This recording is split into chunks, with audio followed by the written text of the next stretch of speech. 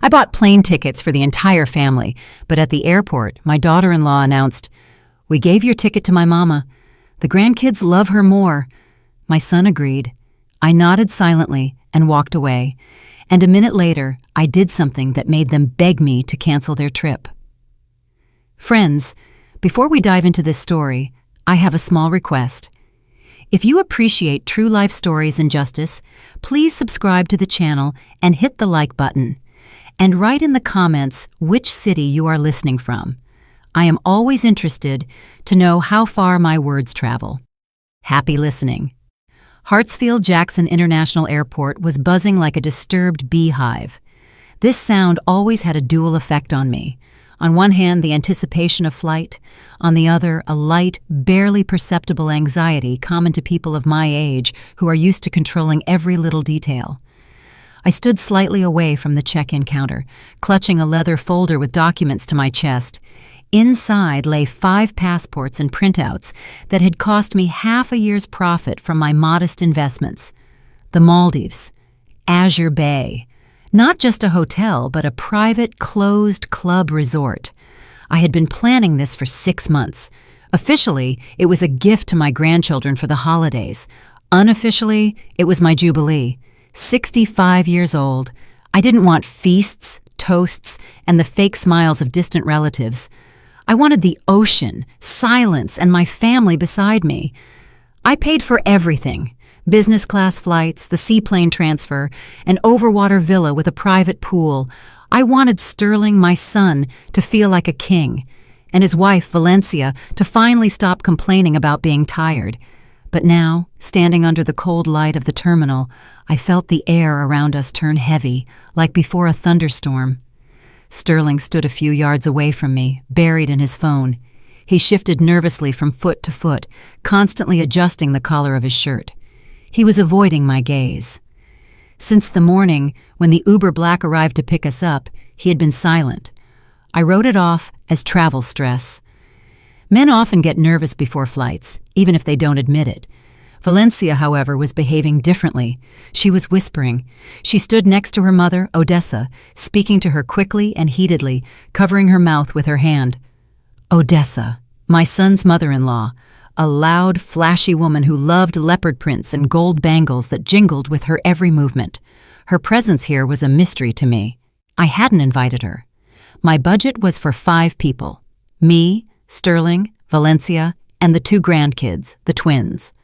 When Odessa appeared at the terminal entrance with a massive rolling suitcase, I assumed she had just come to see her babies off. That was her style. Create a fuss, cry a little for the road, give a pile of unsolicited advice. But the suitcase was too big for someone just saying goodbye, and hanging on it was a priority tag. Ms. Eulalia Vaughn. Valencia's voice pulled me out of my thoughts. She was smiling, but her eyes remained cold and calculating. She was wearing an expensive cream-colored suit, the very one I suspected that had cost a chunk of the money I transferred to Sterling for business development.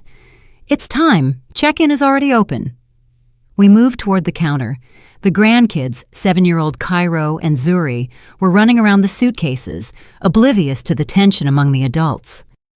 I felt a cold knot growing in my chest. My intuition, honed by years of working as a chief financial officer, was screaming, "The deal is dirty. Audit the assets." But I brushed it off. This was family. My son, my blood. The young woman at the counter, impeccably polite in her airline uniform, looked up at us. "Good afternoon. Your passports, please?" I took a step forward, intending to pull the documents from my folder, but Valencia was faster. She deftly wedged herself between me and the counter, as if accidentally pushing me aside with her shoulder. "Here you go," she sang out, laying a stack of passports on the counter. I froze. I saw only 4 navy blue booklets. My passport remained in my folder. The 5th document, which Valencia handed to the employee with a triumphant smile, was Odessa's passport. "Valencia," I said quietly. My voice didn't tremble, but inside, everything collapsed. "You made a mistake. That is your mother's passport. I have mine." Valencia turned to me slowly.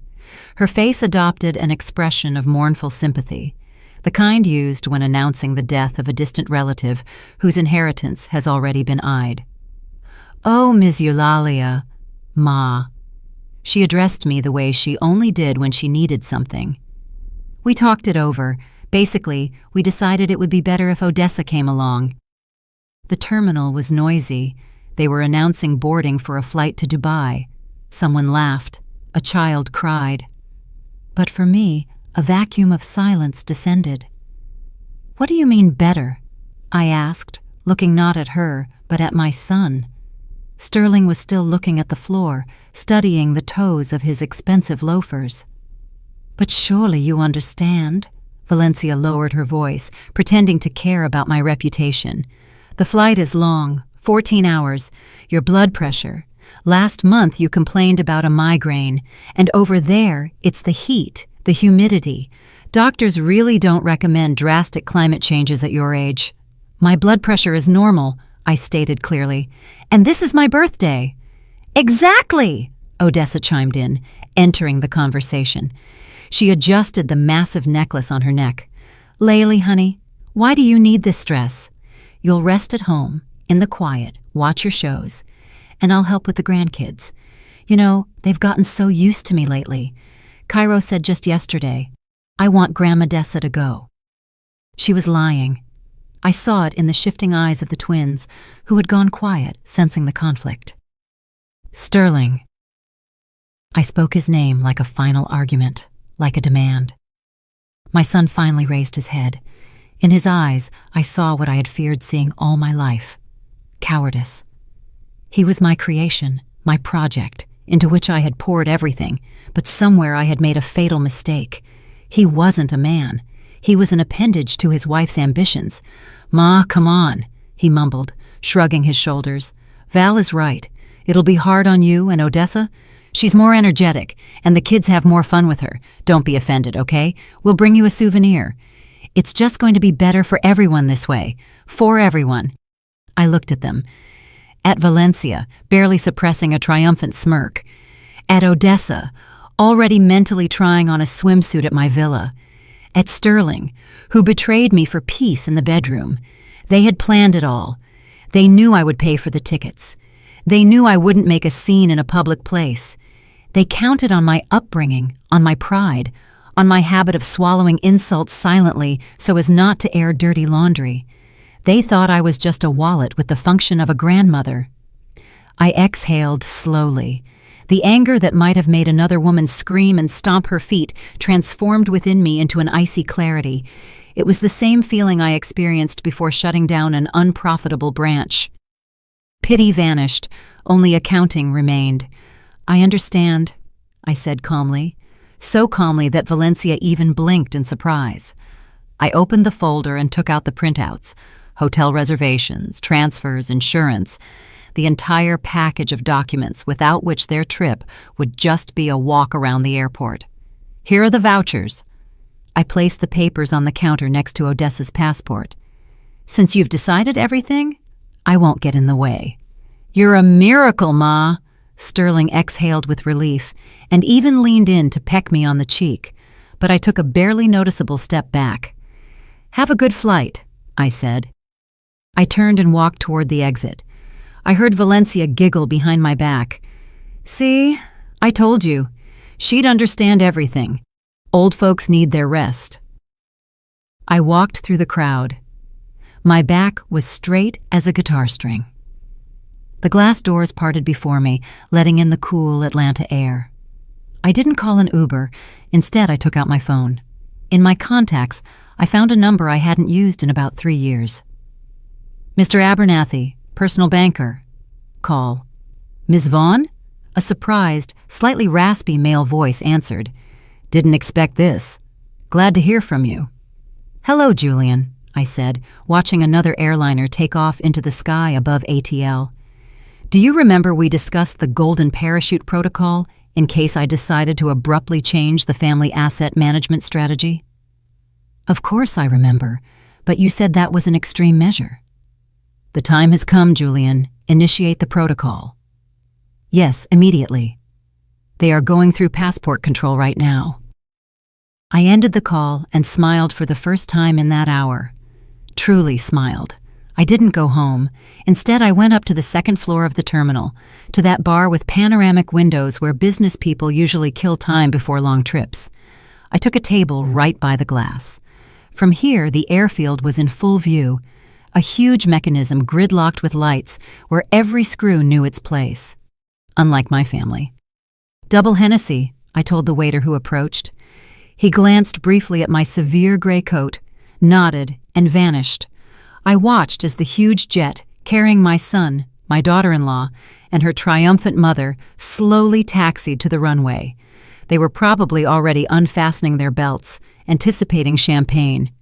Sterling most likely stretched his legs into the aisle. He always did that, believing rules were written for economy class. The waiter placed the snifter before me. The amber liquid swayed, catching the glint of the airfield lights. I took a sip. The warmth spread through my chest, but didn't melt the ice crystal that had formed there half an hour ago. I took out my phone. The screen lit up, reflecting in the glass. The Private Capital app loaded instantly, greeting me with a black minimalist interface. For years, I lied to myself. I called it support, a startup, help for a young family. I let Sterling think his consulting firm was a successful business. But the only client of that firm, in essence, was me. I ran fictitious consultations through his accounts, paid for non-existent reports, just so he would feel like a man, a provider. His platinum card was linked to my main account. He never saw the real bills for the apartment, for the grandkids' private school, for the lease on his black SUV. I wasn't a mother. I was an ATM with a heartbeat. And today, this ATM decided to close for maintenance. My finger hovered over the Family Access Management icon. Two names were listed there, Sterling Vaughn and Valencia Vaughn. The limits were set to unlimited. I chuckled. What irony. Boundless love converted into unlimited credit, and they decided it would always be this way. I pressed Edit. Field. Credit limit. I erased the infinity symbol and entered a single digit, 0. Then I went to the current transaction section. There it was, the largest sum for today, $25,000. Resort prepayment. The payment went through 2 hours ago as a gift to family. In banking terminology, this meant I was voluntarily covering the expenses of third parties. I pressed the Dispute Transaction button. In the drop-down menu of reasons, I selected Unauthorized Overdraft, Expense Classification Error. The system issued a warning. Attention! Changing the category will result in the immediate revocation of the bank's guarantee obligations to the merchant. The amount will be billed to the additional cardholder as a personal debt. Are you sure? I looked out the window. The plane lifted off the ground, carrying them to the paradise they had stolen. Yes, I said aloud and pressed Confirm. The screen blinked green. Changes accepted. Link to additional cards severed. I knew what would happen next. I could see it as clearly as if I were sitting in the adjacent seat. Somewhere up there at 30,000 feet, a flight attendant in a red uniform with a practiced smile was rolling a cart with drinks. In business class, alcohol is included in the price, but Sterling always loved ordering something special that wasn't on the menu, just to show off. "A bottle of Cristal, please," he probably said, casually extending that platinum card. Valencia was likely already taking a selfie with a glass, and Odessa was loudly admiring the service, glancing at the neighbors. The flight attendant inserted the card into the terminal. A second of waiting. Sterling smiled, anticipating the first sip of freedom from maternal supervision. The terminal would have beeped, short and nasty. Red indicator. "I apologize, sir." The flight attendant's voice became a bit drier. "Transaction declined. The terminal writes, card confiscated. Lost." "That's nonsense." Sterling must have laughed, waving it off casually. "The chip got demagnetized. Try again. Or enter it manually. It's unlimited." She tried again. Same result. "Sir, the bank is blocking the transaction. We need another form of payment." The smile slid off Sterling's face. He probably frowned, feeling the other passengers starting to look at him.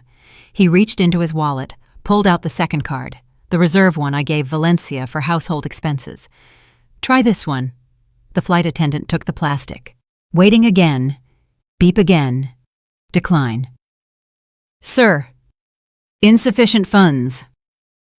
"This is a bank error." Sterling's voice cracked into a squeak. "I'm going to complain. I have millions in there." "Unfortunately, sir, I cannot provide you with the service." The flight attendant took the bottle back onto the cart. "And I will have to ask you to pay for the already opened snacks in cash. Otherwise, upon arrival, the police will meet us." I finished the cognac in one gulp, feeling the harshness of the alcohol finally match the harshness of my intentions. The plane turned into a small dot in the sky. Their flight had only just begun, and they were already falling. I paid for the cognac in cash, leaving a generous tip, and headed for the airport exit. My phone was silent. There was no signal on the plane, giving me a few more hours of blissful silence. I got into my car, which I had left in long-term parking, and drove slowly toward the city. The interior smelled of leather and my perfume, but I sensed the phantom smell of tropical humidity and salt. I knew what was happening on the other side of the world, at Valana International Airport in Malé. They landed. Sterling, Valencia, the kids, and Odessa stepped out of the cool cabin into the stifling, enveloping heat of the Maldives. After the incident with the cards on board, their mood was likely spoiled, but not destroyed. Sterling, the master of self-deception, convinced himself and his wife that it was just a technical glitch, some error in the bank's security system that I would, of course, fix as soon as I saw the missed calls. They went through passport control and headed to the transfer desk for the Azure Bay Hotel. Usually, guests of this level are met with iced towels soaked in lemongrass and fresh coconuts. The captain of the private boat in a snow-white uniform should have personally taken their luggage. But this time, the captain stood with his arms crossed over his chest, looking not at them, but at his tablet. "Mr. Vaughn?" he asked, not even trying to fake a welcoming smile. "Yes, that's us." Valencia tried to slip forward, adjusting her wide-brimmed hat. "We had a terrible misunderstanding on the plane, but we are so glad to finally—" "Your reservation is canceled," the captain interrupted her, not looking up. A pause hung in the air. The noise of arriving tourists, the lapping of water against the pier, everything suddenly became deafeningly loud. "What do you mean canceled?" Sterling tried to give his voice authority, but it came out pathetic. "Do you know who my mother is? Eulalia Vaughn. The owner of the primary account, Madame Eulalia, revoked the authorization 40 minutes ago." The captain finally looked at them. In his gaze, one could read the weariness of a man who had seen too many rich loafers whose credit cards suddenly turned into pumpkins. "I cannot take you on board. The boat is only for guests with a confirmed reservation." Valencia flushed. Her face went splotchy red, contrasting with her white linen dress. "You have no right!" she shrieked, attracting the attention of the line. "I will sue! This is arbitrary! We are with children! You are obligated to take us!" "I am obligated to follow the bank and hotel instructions, ma'am," the captain cut her off. He turned to the next group of tourists, smiled at them in a way he hadn't smiled at Sterling a minute ago, and gestured for them to board.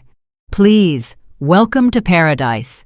Odessa, who until this moment had been silently fanning herself, suddenly groaned. "Oh, I feel faint. Val, do something. My heart is going to stop. And where is this damn boat? I'm not going to stand here in the heat." Sterling was frantically poking at his phone screen. "Mama isn't picking up," he hissed in panic. "It's ringing, but she's not answering." "She's doing it on purpose." Valencia angrily kicked her suitcase. "The old witch just decided to play on our nerves. She's offended that we didn't take her." "Whatever. She'll pout for a bit and turn the money back on. She'll get bored without us in an hour." Sterling wiped sweat from his forehead. "Okay, stay calm. It's just a glitch or her whim. We'll get to the hotel ourselves and sort everything out at the reception. The manager knows me." He looked around, searching for an alternative. The luxurious speedboats of other hotels were departing one after another, whisking away happy tourists. For them, only one option remained. "Over there!" Sterling pointed to a shabby pier off to the side, where locals and backpackers were crowded. "Water taxi." This wasn't a high-speed boat with air conditioning and champagne. It was an old ferry smelling of diesel and fish. Wooden benches, peeling paint, and cramped quarters. "I am not sitting in that," Odessa declared, scrunching her nose in disgust. "We have no choice, Mama," Valencia barked at her. "Get in or stay at the airport." They loaded onto the ferry under the scorching sun. Valencia broke a nail trying to drag her mother's heavy suitcase on board because porters weren't provided here. The grandkids whined, demanding water and a bathroom. Sterling sat squeezed onto a hard bench, praying that no one he knew would see him in this tub. An hour and a half of shaking over the waves. Sprays of salt water flew into their faces, ruining Valencia's blowout and Odessa's makeup. When the ferry finally docked at the technical pier of Azure Bay, far from the grand entrance, they looked like shipwreck survivors. They were met not by a welcoming committee with drums, but by the hotel manager, Mr. Rashid. He held a folder, and his demeanor was strictly business. "Mr. Vaughn," he nodded dryly, "we didn't expect you on this flight, but since you've arrived—" "Rashid!" Sterling rushed to him like a lifeline. "Thank God! There's some monstrous mistake with the bank. Mama mixed something up. Give us the keys to the villa. We'll check in, shower, and then I'll settle everything with the payment." Rashid didn't even move. He opened the folder and took out a sheet of paper. "I'm afraid that is impossible, sir. Since the corporate club member, Miss Eulalia Vaughn, is not personally present at check-in, the conditions of your reservation are void. The friends and family discount is no longer valid." "What?" Valencia froze. "What difference does it make if she's here or not?" "A huge difference, madam. It is a condition of the contract. Without her, you are regular guests off the street, and considering the high season—" Rashid paused as if savoring the moment. "The accommodation cost has been recalculated at the current rate. That is $3,000 a night. Payment up front for the entire stay." "$3,000?" Odessa's eyes popped out.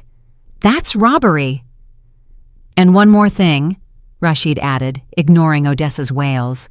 "Your overwater villa has already been given to other guests who made a prepayment. We have only 2 standard rooms left with a view of the garden, next to the generator." Sterling went pale. He stood on the pier in a shirt soaked with sweat, listening to the hum of the generator in the distance, and for the first time, it seemed, began to understand that this whim of his mother's might cost him much more than just a spoiled mood. "But we don't have that kind of money with us," he whispered. Rashid smiled politely but coldly. "Then I can suggest you wait for the return ferry. It will be tomorrow morning." At that moment, I was parking my car at my home in Buckhead. The silence of the suburban evening was exactly the medicine I needed. I knew the phone in my purse was about to start exploding with messages, but I wasn't in a hurry to take it out. First, mint tea and repotting the ficus. It had been cramped in the old pot for a long time, just like me. I entered my empty house, kicked off my heels, and felt the hardwood floor cool my feet. It was a pleasant sensation, the feeling of a home that now belonged only to me. No childish screams, no complaints from Valencia, no TV eternally turned on by Sterling. I went into the kitchen, put the kettle on, and took out a bag of soil. The ficus in the corner of the living room truly looked depressing.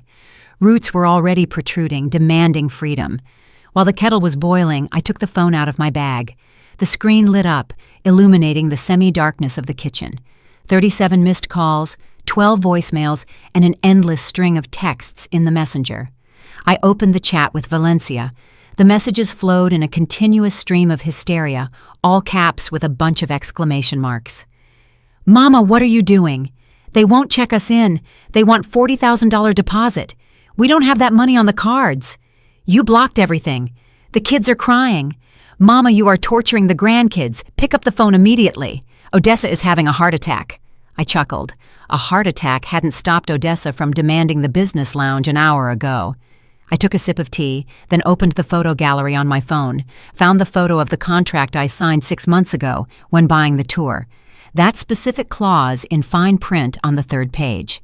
I took a screenshot, circled the phrase non-refundable and non-transferable in red marker, and sent it to Valencia, followed by a short message. Sweetie, the ticket was in my name. You decided to use it differently. Now you manage your vacation yourselves. Have a pleasant evening, sweetie. I put the phone down, but not to calm down. I was just getting started. The ficus would wait. Now I needed to uproot larger weeds. I sat at my laptop. I knew the password to the family cloud by heart, although Valencia was sure I didn't even know how to use it. To them, I was a grandmother with a flip phone soul, even though I was the one who set up their entire home network. In the Documents folder, I found what I was looking for. Scanned copies of property deeds, an office in Midtown Atlanta, 1,200 square feet. A prestigious business center, panoramic windows, oak furniture. Sterling called it the headquarters of his consulting empire. He loved bringing friends there, treating them to whiskey and discoursing on market trends. But in the owner column stood my name, Eulalia Vaughn. I bought this office 5 years ago. When Sterling decided to start his business, I put it in my name, telling my son, "Let this be your insurance, but legally it's safer this way." He didn't even argue then. He was too busy choosing a leather director's chair. Next to it lay the scan of the title to his black Escalade, also mine. I opened my email. A letter to my attorney was already sitting in drafts. I attached the documents and pressed send. The text was short and dry. Dear Mr. Roberts, please prepare documents for the transfer of ownership of the property at address and the vehicle to Real Estate LLC for subsequent urgent liquidation. You have the power of attorney for the sale. Act immediately. Eulalia. This wasn't just a blow to the wallet. It was a blow to Sterling's identity. Without the office, he was nobody. Without the car, he was a pedestrian. His entire life was a decoration built on my foundation. And I had just pulled out that foundation. I picked up the phone and typed a message to my son. Sterling, I've been thinking. At my age, one needs to simplify life, get rid of excess ballast. I decided to sell the office. Since you are such a successful businessman, you can surely rent something suitable yourself or work from home. You have 24 hours to move your personal belongings. Then the locks will be changed. Eulalia. Send. And now let's transport 6,000 miles south. Sterling stood in the hotel lobby, trying to catch a weak signal from the local Wi-Fi. Chaos reigned around him. Valencia was screaming at Rashid, demanding to speak to upper management. Odessa sat on a suitcase, fanning herself with a brochure, loudly proclaiming that such a mess never happens in Jamaica. The children, tired and hungry, were tugging at their father's pant leg. Daddy, we want to eat. Daddy, when are we going to the pool? Sterling swatted them away like annoying flies. His phone beeped. He opened the message, read it. His face, already pale from stress, turned gray, earthy. What is it? Valencia, noticing the change in his face, stopped mid-sentence. She transferred the money? Sterling looked up at her. In his eyes was not just fear. There was the panic of a man who suddenly realized he is standing on the edge of a precipice with no parachute on his back. The office, he wheezed. She's selling the office. What office? Valencia didn't understand. Your office?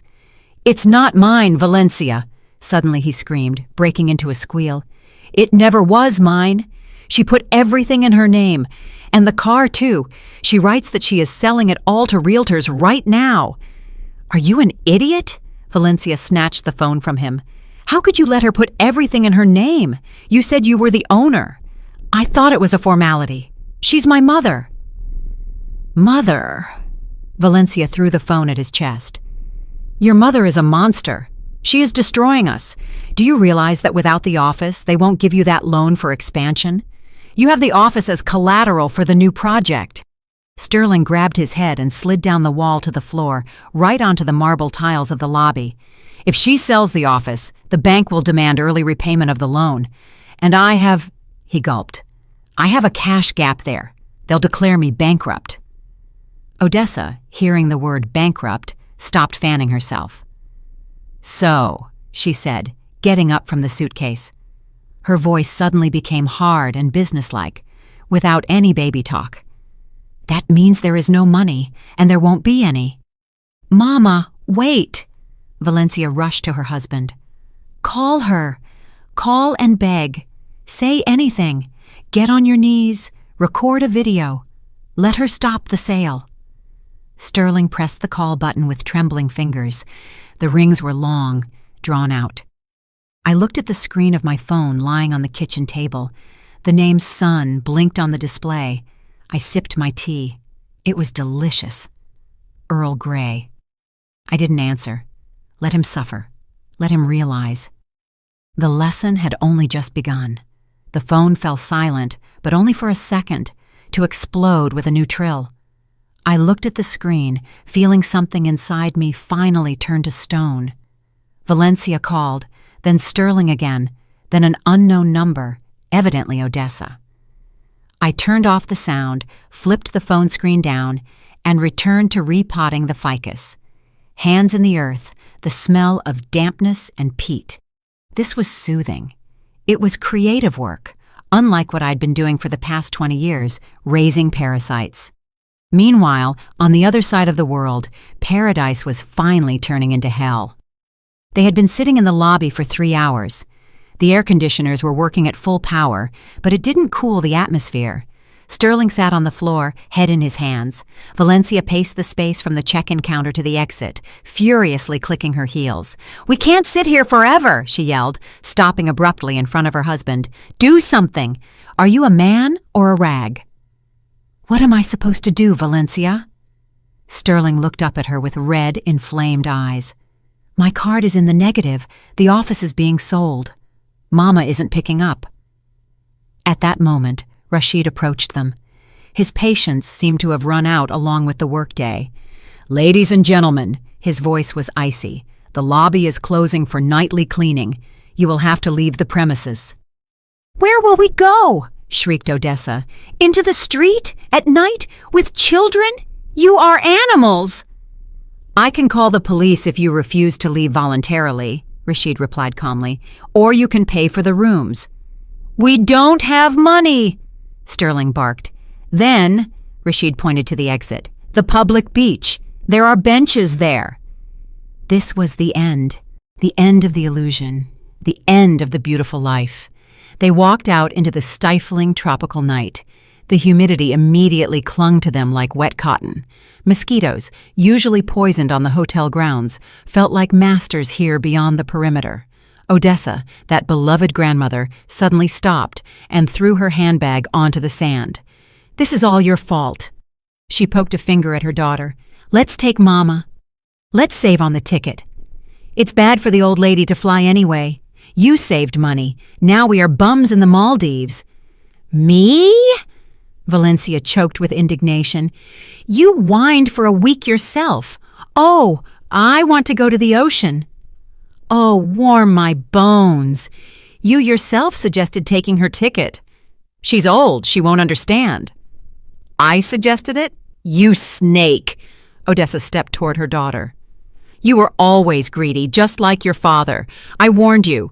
Don't anger the mother-in-law until she rewrites the will. And you? She's a sucker. She'll swallow everything." She swallowed it all right. The children, Cairo and Zuri, sat on the suitcases and cried quietly. They wanted to eat, sleep, and go home. They didn't understand why the adults were screaming, and why Grandma Dessa, who always gave them candy, now looked like the evil witch from a fairy tale. "Shut up, both of you," Sterling yelled. He raised his voice at his mother-in-law for the first time in his life. "You both drove me to this. You made it all up. I said don't touch Mama's ticket." "You said?" Valencia laughed, and that laugh was scary. "You stood there and mooed like a calf. Yes, Mommy, it'll be better this way. You're a coward, Sterling. You're just a zero without Mommy's money." She hit the mark, and he knew it. Sterling snatched his phone. He dialed my number again, but this time he didn't wait for the rings. He recorded a voice message. I listened to it 10 minutes later when I finished with the flour and washed my hands. His voice trembled, breaking into sobs. In the background, the sound of the surf and Valencia's hysterical screams were audible. Eulalia, Mama, Mommy, please forgive us. We are idiots. We understood everything. We have nowhere to sleep. The kids are hungry. Odessa, she just lost her mind. She's screaming at Valencia. Mama, I beg you, unblock the cards. At least for food, at least for return tickets. We'll come back, and I'll work it all off. I swear. Cancel the sale of the office. I'll perish without it. Mama, we are family. I sat in the kitchen, looking at the dark window. Family. A beautiful word. I pressed the call button. He answered instantly as if he was holding the phone to his ear. Mama, Mama, thank God, did you hear? Did you forgive us? Hello, Sterling. My voice sounded cheerful, even merry. Why are you whispering? I walked away so they wouldn't hear. Mama, it's hell here. Put everything back, please. Put back? I pretended to think. But son, you said yourself at the airport, the grandkids love Odessa more. Doesn't Grandma's love keep you warm? Won't she feed you? Mama, don't mock me. Odessa, she's a monster. She only thinks about herself. Really? I was sincerely surprised. And it seemed to me she was the ideal grandmother. Energetic, fun, not like me, old and sick. By the way, Sterling, I can't talk long right now. Why? Are you busy? What can you be busy with at 2 a.m.? I'm meeting with a realtor, I lied, although the meeting was scheduled for the morning, but for him, it sounded scarier than any truth. We have an urgent deal. A buyer for my office was found very quickly. He offers a good price for urgency. No, Mama, no, don't sell. This is the end. This isn't the end, Sterling. This is the beginning of your independent life. You always wanted to be independent. Here is your chance. Mama, how will we get back? We don't have return tickets. You canceled them. Well, Odessa is an inventive woman. Let her come up with something. Maybe she can sell her gold trinkets. They are heavy, surely. Mama. Good night, son. Or good morning. I got confused with the time zones. Oh yes, say hello to Valencia. Tell her I appreciated her concern for my blood pressure. It is perfect right now. I hung up. My heart beat evenly. My hands didn't tremble. I felt a strange lightness, as if I had thrown a backpack of stones off my shoulders that I had been dragging for years. They were there on the beach, devouring each other like spiders in a jar. And I was here in silence, drinking tea and planning tomorrow. And in this plan, there was none of them. I went to bed, but sleep didn't come. Not because of conscience. It was cleaner than ever. Just adrenaline, the same kind that drove me forward all the years of building a career, was bubbling in my blood again. I knew the morning show would be even more interesting. Did they stay on the beach? Of course not. Pride is pride, but mosquitoes and dampness quickly knock the arrogance out of you. They found the cheapest motel in the airport area, a dirty flop house with a fan instead of air conditioning and roaches the size of a finger. I found out about this because Sterling sent me a photo of their dinner. Styrofoam cups with hot water and instant noodles. In the background, on a sagging cot, sat Odessa with the expression of a deposed empress. In the morning, at exactly 9 a.m., my phone rang. Video call. Sterling. I accepted the call. I was sitting in my favorite armchair in a silk robe with a cup of freshly brewed coffee. Light jazz music was playing in the background. On the phone screen appeared a picture that would make any maternal heart tremble. Any, but not mine. Not today. Sterling looked terrible, unshaven with bags under his eyes and the same wrinkled shirt. Next to him, squeezing into the frame, sat Valencia. Her face was swollen from tears, but her eyes burned with an angry, determined fire. Miss Eulalia, Valencia began, not even saying hello. Her voice trembled, but she tried to keep her composure. We need to talk seriously, without emotions. I'm listening. I took a sip of coffee, demonstratively enjoying the aroma. Look at this. Valencia jerked the camera, showing the room. Peeling walls, a dirty floor, a narrow window with bars. These are inhumane conditions. The children are sleeping on one mattress with us. Cairo has a rash from bites. Do you understand what you are doing? You are not punishing us. You are punishing your grandchildren." "I am not punishing anyone, Valencia," I answered calmly. "I simply stopped paying for your banquet. You are adults. You chose to fly without me yourselves. You decided who would fly yourselves. Now you are deciding where to live yourselves. This is called responsibility." "Responsibility?" she shrieked, losing control. "This is cruelty. You are a sadist. How can you be so heartless? We are family." "Family?" I put the cup on the table. The clink of porcelain against wood sounded like a gunshot. "Valencia, let's talk about math. I love numbers. They, unlike you, never lie." I took a notepad from the table in which I made notes last night. "I calculated here," I continued, looking straight into the camera, into her dilated pupils. "Over the last 10 years, I invested $2 million in your family. Apartment, cars, vacations, clothes, kids' tuition, Sterling's business. $2 million. Sterling pulled his head into his shoulders. Valencia opened her mouth, but I didn't let her get a word in. "In the investment world, Valencia, this is called a loss-making asset. I invested, hoping for dividends. Not in money, no. In respect, in love, in care. And what did I get? We gave your ticket to Mama. 0 yield. Total default." "It's all money," Valencia interrupted. "You measure everything in money. What about feelings?" "Feelings?" I chuckled. "Okay, let's talk about feelings and your care. Sterling, do you remember that account we opened 3 years ago? The rainy day fund. You transferred $500 there every month from the money I gave you for development." Sterling blinked. "Well, yeah, it's untouchable. For the kids' college." "Untouchable, you say?" I shifted my gaze to Valencia. She suddenly went so pale she began blending with the peeling wall of the motel. "Valencia, maybe you can tell your husband where that fund is right now?" I don't understand what you're talking about," she babbled, looking away. "Don't understand?" I took another sheet of paper. "Bank statement, last transaction, 2 weeks ago, $4,000, Louis Vuitton store, Lenox Square." Silence hung in the motel room. Even through the screen, I felt the air thicken. Sterling slowly turned his head toward his wife. "Valencia." His voice was quiet, terrifying. "You took money from the kids' account?" Sterling, listen." She began backing away, bumping into the iron bed. "I just borrowed it. I needed status. You want me to look dignified yourself? I wanted to buy those suitcases so we would fly to the Maldives beautifully." "Suitcases?" Sterling jumped up. "You bought suitcases with college money? The very suitcases that are lying in this hole right now?" "It was an investment," she screamed, "in our image." "Image?" Sterling grabbed his hair. "We are eating ramen, and you have suitcases worth $5 grand? And you?" Valencia went on the counterattack, like a cornered rat.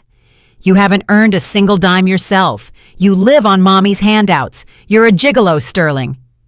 "I'm a gigolo? Why you?" I watched this with the cold curiosity of an entomologist. The masks were torn off. The loving wife turned out to be a thief. The caring mother spent the children's future on rags.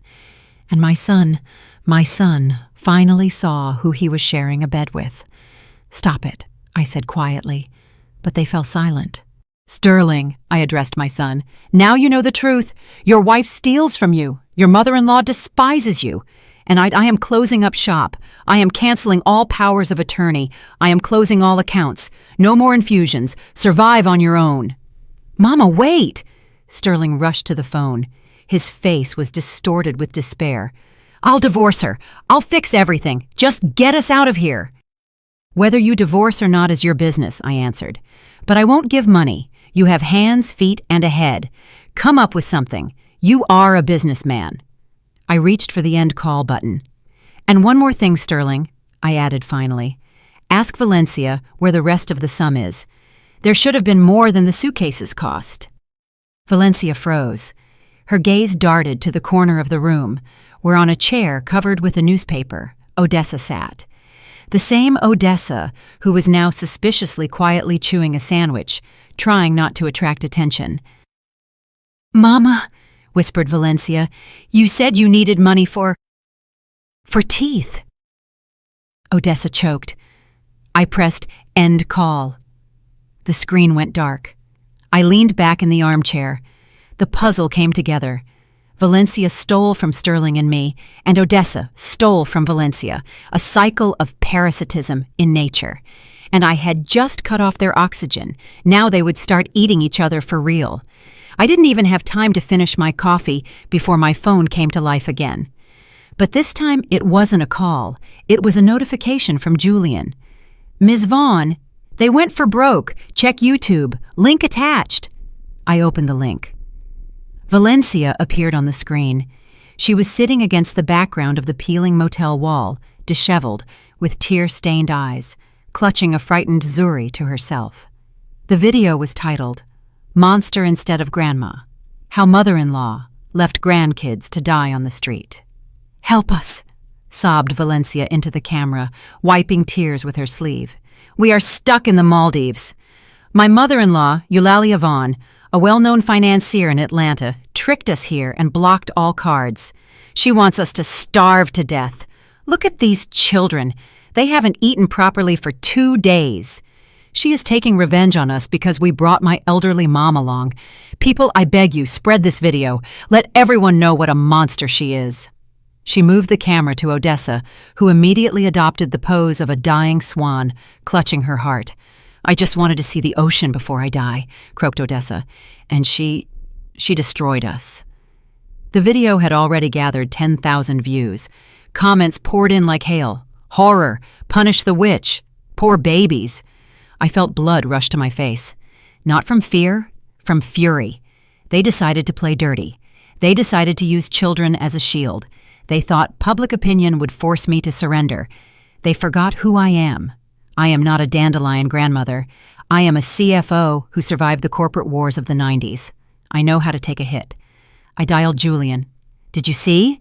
I asked as soon as he picked up the phone.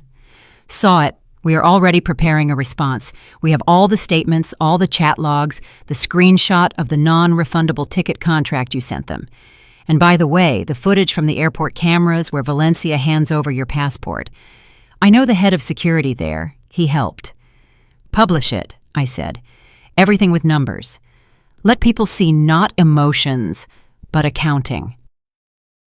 An hour later, Julian posted a response video on my former firm's official page and sent a press release to all major blogs like The Shade Room that had managed to repost Valencia's hysteria.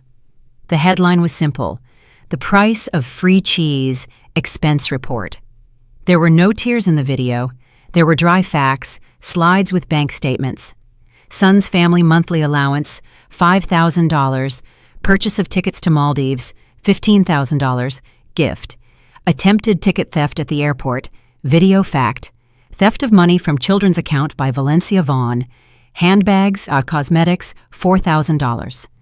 And the final chord, a screenshot of my message to Sterling proposing to sell the office, to which he responded with curses. The bombshell effect was instantaneous. Commentators who an hour ago wished me death now turned their pitchforks in the other direction. "So she's a thief. Granny Odessa is faking it, living it up on grandkids' money.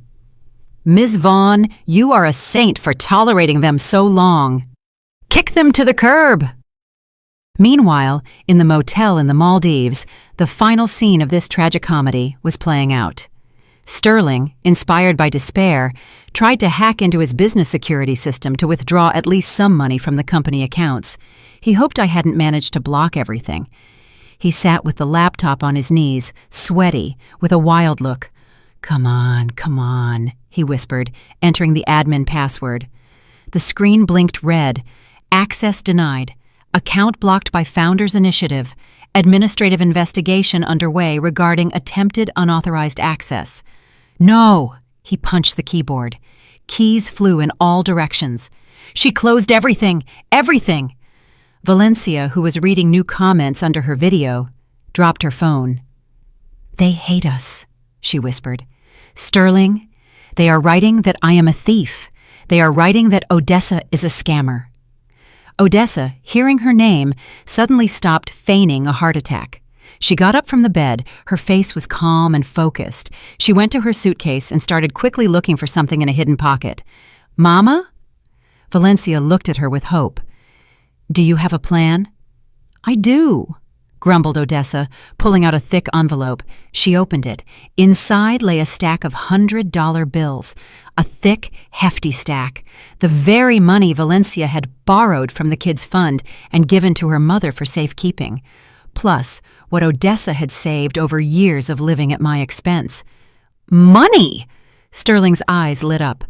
"Odessa, you saved us! How much is there? Enough for tickets for everyone?" Odessa looked at her son-in-law, then at her daughter. In her gaze, there was neither love nor pity, only the cold calculation of a survivor. "There's 3,000 here," she said. "Just enough for one economy class ticket, the nearest flight. For one." Valencia froze. "Ma, but there are 5 of us. We'll buy for the kids." "No," Odessa interrupted her. She zipped up her purse and hid the envelope in her bra. "You'll buy for the kids yourselves. You are young, you'll earn it. And I am an old woman. It's bad for me to worry. I am flying out." You are leaving us?" Valencia couldn't believe her ears. "Mama, you are abandoning the grandkids? You screamed that you loved them more than life." "Love is love, but looking out for number one is more important," Odessa cut her off. "And anyway, Valencia, this is all your fault. Shouldn't have angered the mother-in-law. You brewed the porridge, you eat it." She grabbed her suitcase and headed for the door. "Stop!" Sterling rushed at her. "Give the money! That is stolen money! That is my children's money!" Odessa deftly dodged and stuck out a hand with long, sharp nails. "Don't come near me, son-in-law. I'll scream. I'll say you beat me. The police here are strict. Want to go to a foreign prison?" Sterling recoiled. He knew she would do it. Odessa walked out of the room, slamming the door. A minute later, they heard her haggling with a taxi driver on the street. Valencia slid down the wall to the floor and howled. Not cried, howled like a beaten dog.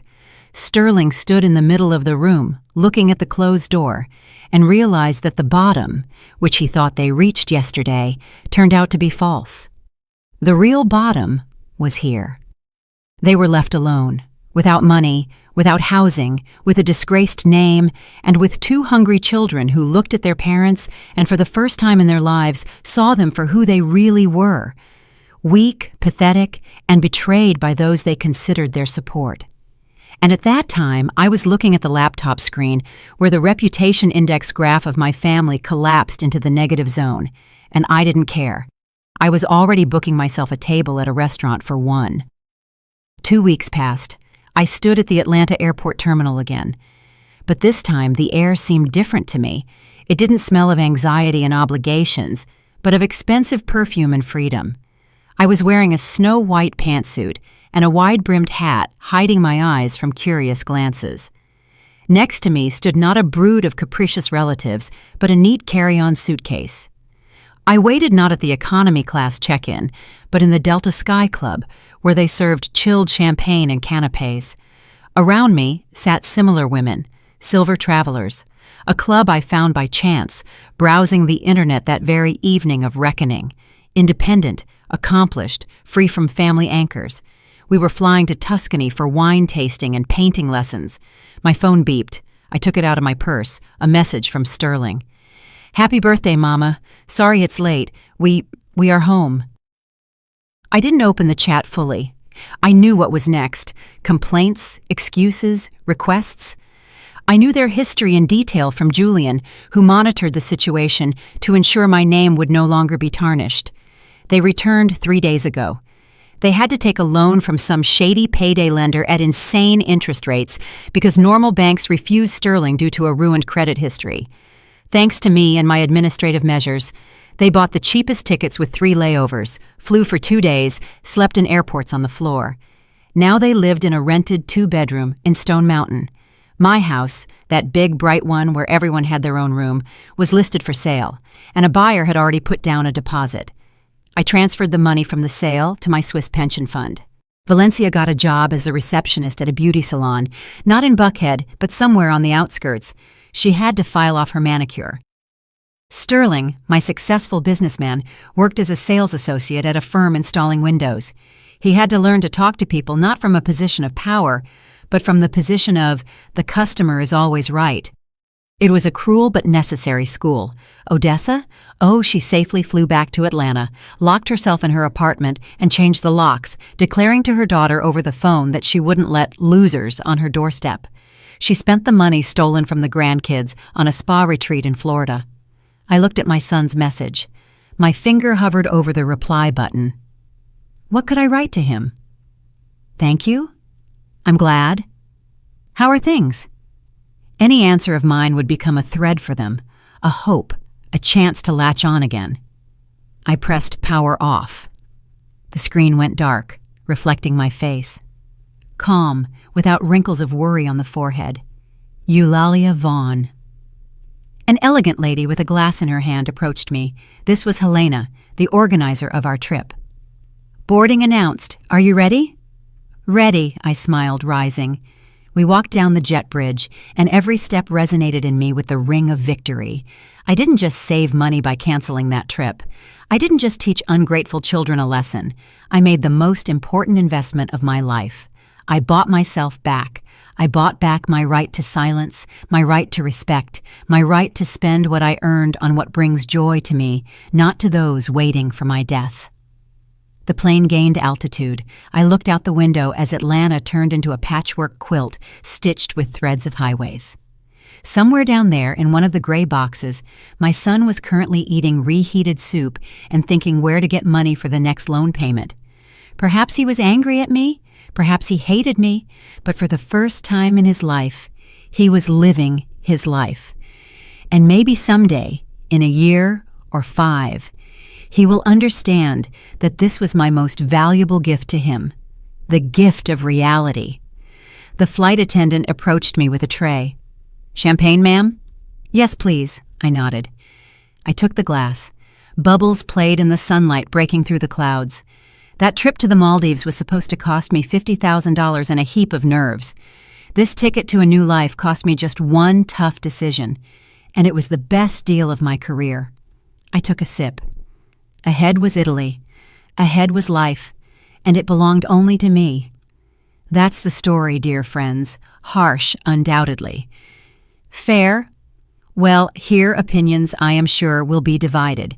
Some will say that Eulalia Vaughn acted too cruelly, abandoning her own kin, including small grandchildren, in a foreign country without a dime. After all, children aren't guilty of their parents' greed, right? Can such a lesson be justified when the innocent take the hit? On the other hand, many of you surely applauded her decision. How long can one tolerate a consumerist attitude? How long can one be an ATM for grown, healthy adults who are not only ungrateful, but openly despise the giving hand? Eulalia didn't just close her wallet. She returned responsibility for their own lives to them. Isn't that the essence of parenting, even if belated? Did you like the story, and which city are you listening from? Let's meet in the comments. If you liked the story, you can support me by sending a super thanks so I can keep bringing more stories like this. Thank you so much for your sweet support. I'm looking forward to your comments on the story. On the screen, you can see 2 new life stories that I highly recommend. There's so much more on my channel. Don't forget to subscribe. See you in the next life story with love and respect.